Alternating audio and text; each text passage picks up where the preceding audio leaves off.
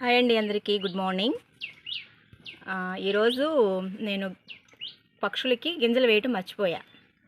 అయితే మనం మర్చిపోయిన అలవాటు పడ్డ ప్రాణాలు కదండి. కాకొచ్చి అరుస్తుంది, ఏంటి ఇంకా గింజలు పెట్టలేదు, నీళ్ళు పెట్టలేదు అని. ఇంక వెంటనే గింజలు తీసుకొచ్చి పెట్టాను. ఇంకా ఈ వాటరు పెట్టాను అన్నమాట.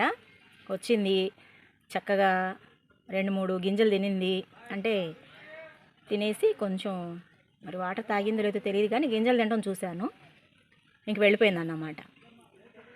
అయితే నేను ఈ వాటర్ ఉన్నాయి కదండి, డైలీ వాటర్ పెట్టినప్పుడు ఈ చెట్టు ఆకులు కొన్ని పడతాయి, కొంచెం దుమ్ము పడుతుంది. తర్వాత రోజుకి కొంచెం వాటర్ కలరు మారిద్ది అన్నమాట. ఏం మారుద్దాంలే, పక్షులే కదా అవి తాగుతాయిలే అని అనుకొని వెళ్ళడానికి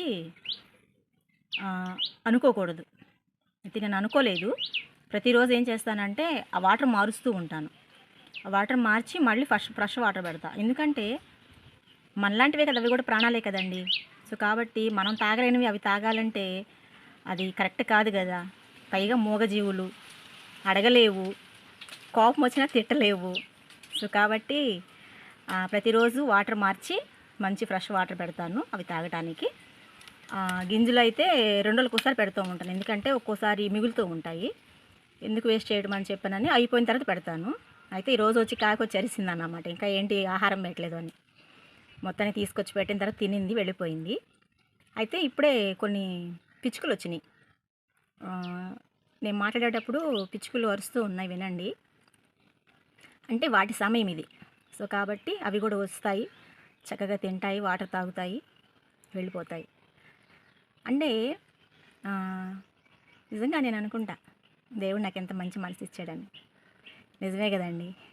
ఆ మనసే లేకపోతే పక్షులేంటి, మనమేంటి, ఎందుకు పెట్టాలి, మనకున్న టైం ఏంటి, మనకున్న పరిస్థితి ఏంటి, మనమంతా ఫుల్ బిజీ అనుకునే వాళ్ళు ఉంటారు. టీవీ సీరియల్ దగ్గర కూర్చొని ఉదయం 11 గంటలకు కూర్చొని సాయంత్రం 11 గంటల దాకా చూసేవాళ్ళు, తిరిగి లేకుండా ఉండేవాళ్ళు ఉంటారు.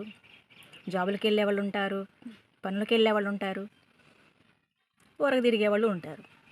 కాబట్టి కొంత సమయం, మనం ఎంత ఫుడ్ తినేంత సమయం కూడా పట్టదు వీటికి గింజలు పెట్టి నీళ్ళు పెట్టడానికి.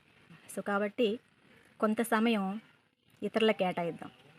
పక్షులు కావచ్చు, జంతువులు కావచ్చు, సహాయపడే అవసరమయ్యే మన అవసరం ఉండే మనుషులు కావచ్చు. సో ఎవరైనా మాట సహాయం అయినా సరే, ఏ విధంగానే చేయలిస్తే చెయ్యాలి, వెనకాడొద్దు దయచేసి. ఓకే అండి, బాయ్.